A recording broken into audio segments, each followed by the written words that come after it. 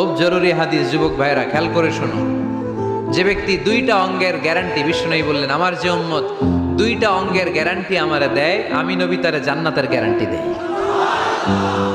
এক নাম্বার, মা বাইনা লিহিয়াইহি, এই দুই চোয়ালের মাঝখানে যে অঙ্গ থাকে, সে যদি গ্যারান্টি দেয় ওই অঙ্গের পাপ করবে না, মানে জিহ্বা।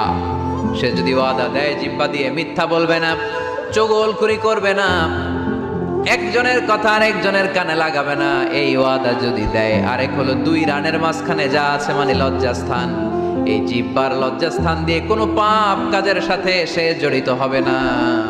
এই গ্যারান্টি যদি কোনো উম্মত আমারে দেয়, আমি নবী তারে জান্নাতের